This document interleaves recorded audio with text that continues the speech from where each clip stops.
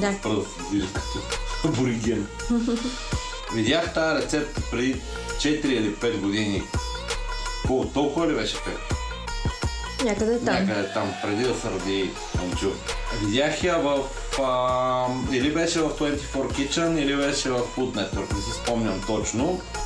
Шефа, който я приготвяше, беше турчин. Рецептата е турска. И той я кръсти с колоритното име кебаб. Но понеже самата рецепта идва от селата в Анадола, ние ще я кръстиме анадолски кебаб, за да е по-екстравагантно името. И ако с това не подразним достатъчно нашите съседи от Турция, със сигурно ще ги подразним с факта, че ще я направим с свинска кайма. Готвим! Всичко необходимо за рецептата е пред нас. Едно бурканче лютеница, едро смляна, голям буркан, градински лук, каймичка, 500 грама, малко скелетки чесан и доматчета. Тия не са от най-свежите, но сега е началото на февруари и няма как да намерим по-свежи от това. За тази рецепта ще да помогне много, ако имате роднини от Бразилия, като например баба и деде на село. Защото с домашен градински лук, домашно доматче и домашна лютеничка, това става около 50 пъти по-добре. Ние сме я готвили доста пъти и го знаеме отлично. Първа фаза е да овкусиме каймичката.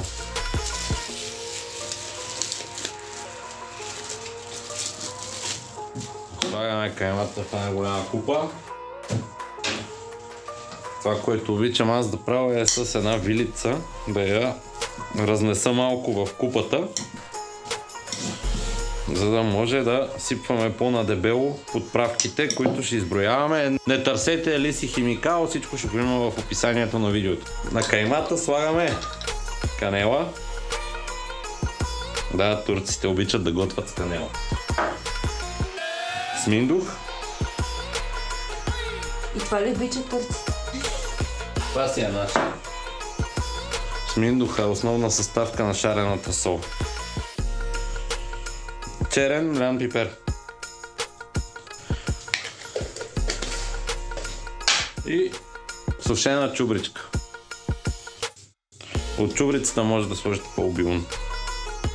Сега ще срежеме корена на чесъна, за да мога изцвъртаме в каймата.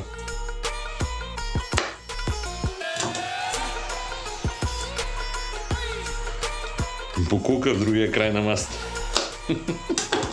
Към жена.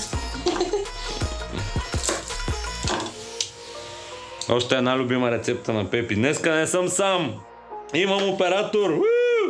Сега ще изпразним чесъна. Ще изтискаме чесъна върху каймичката.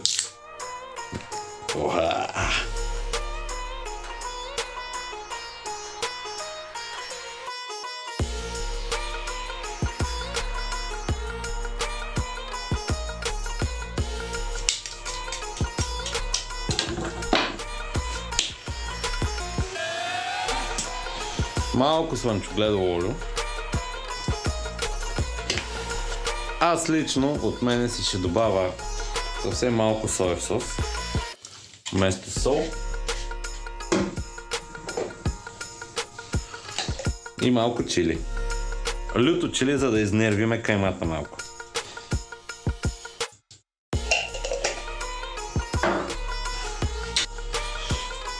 И мешаме. Знам, че професионалистите използват ръкавици, но аз не съм професионалист.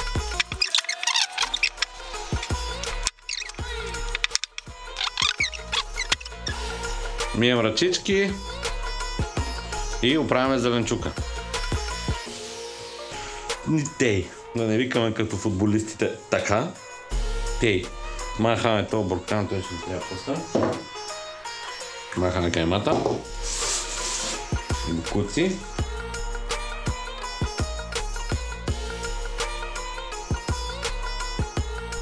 Да си нарежеме доматчетата. Един домат ще ни трябва за след готвенето. Този е по-едър, ще го оставя настрани. Тия ще ги нарежем на купчета.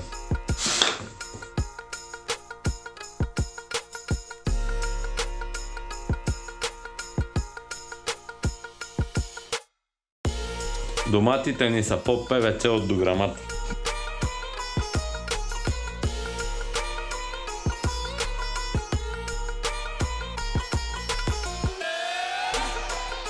Така, доматчето за основата е готово. Сега искам другото доматче да го нарежа и да го оставя отделно в тази купа. После ще видите защо.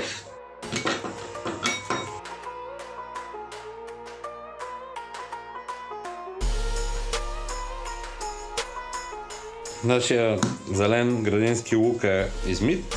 Трябва само да го подготвим.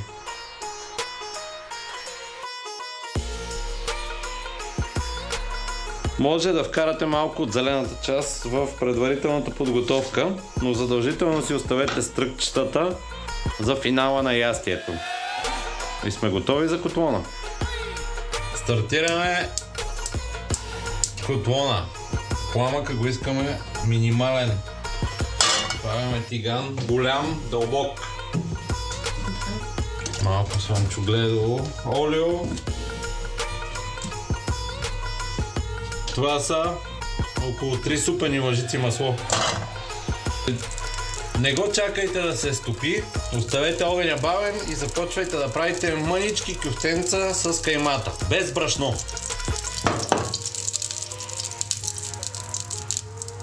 Ето това е горе-долу.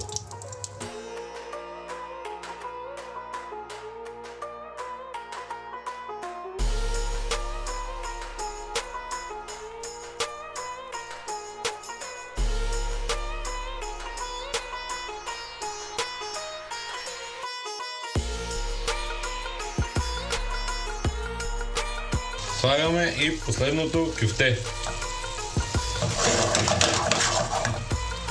Само да засилите котлона леко, до малко по-малко от средно.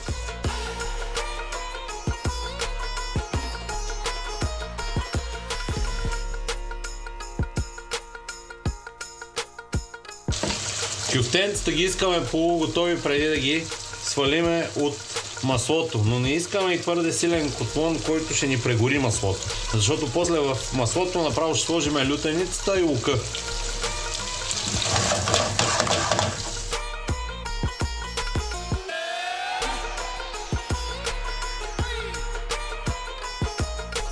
Ето това е ефекта, който искаме от двете страни на кюфтенцата.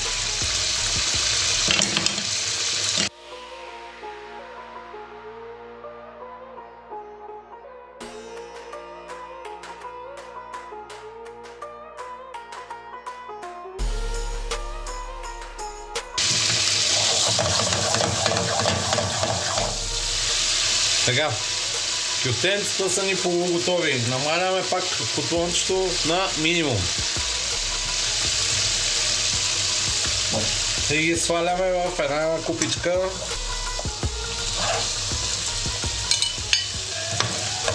Без да спираме котлона. Второ действие. Слагаме лука. Оставяме го малко да поседи в маслото и слагаме си целия буркан с лютеница. Котлона е на минимума. Абсолютния минимум.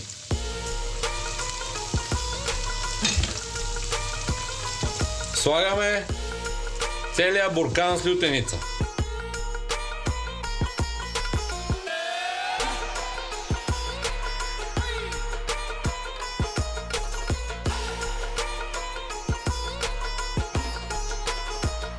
Вдигаме малко огъня на котлона, но не на макс. Нещо средно. Бъркаме непрестанно, за да може маслото и лютеницата да се смесят.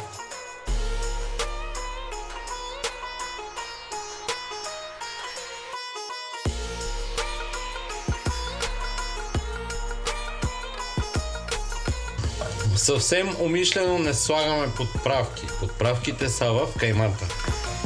Защото тя е акцента.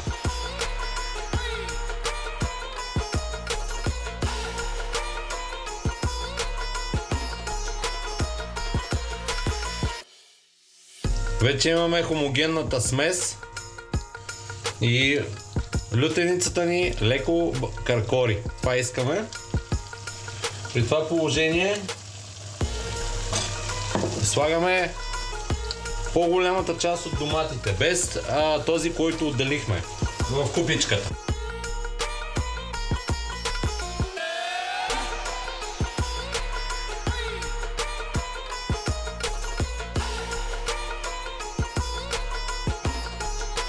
И бъркаме.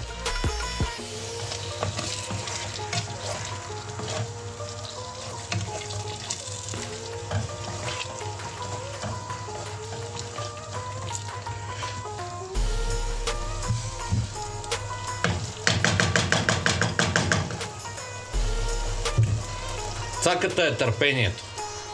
Това ястие се готви изцяло на бавен огън.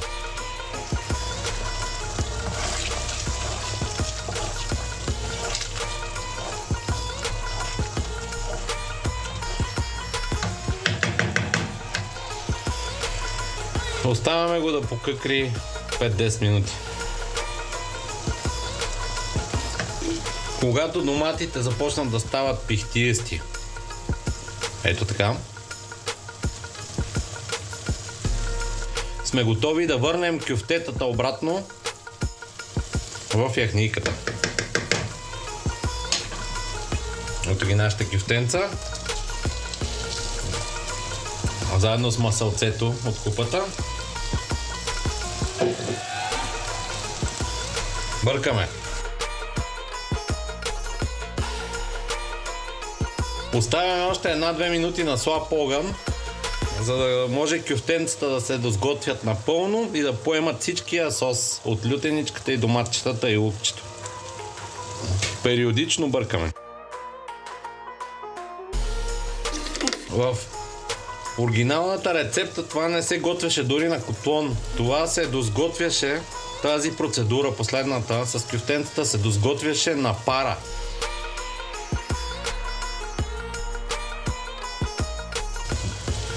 Последна фаза. Спираме котлона напълно.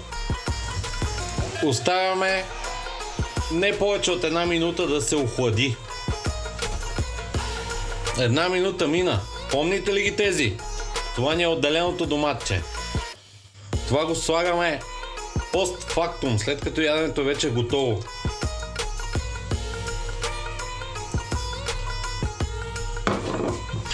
Бъркаме. Каква е целта на това занятие? Така ще имате вкуса на домата, пихтиестия, който се е сготвил и се е смесил с сосчето, но отделно ще имате и прясното доматче, хрупкавото в соса. Това са два съвсем различни вкуса, но значението е голямо. Ястието ни е готово, отиваме да плейтваме и да украсиме.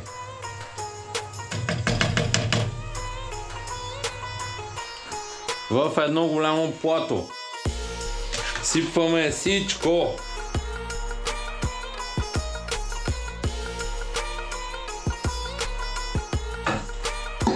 Помните ли ги тези? Сега с тях ще наръсиме отгоре ястието.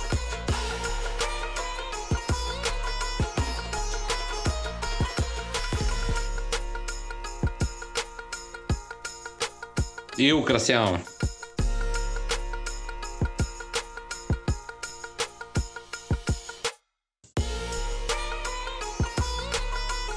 Това е непрофесионално нарязан лук.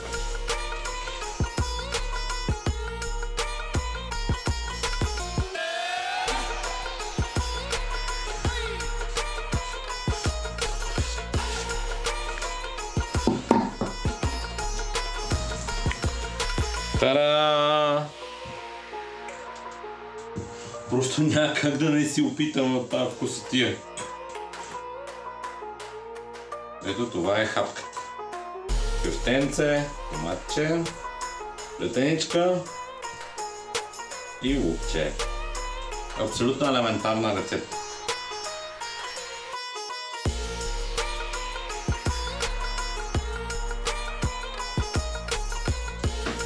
Не знам какво да кажа.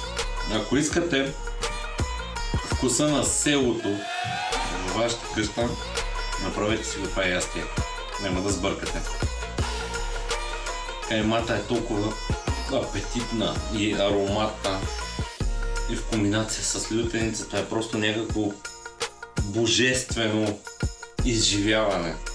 И в същото време те връщат там на село, където баба и дядо са те гледали и са ти правили елементарни манджи от прости градински продукти. Това е това ястие.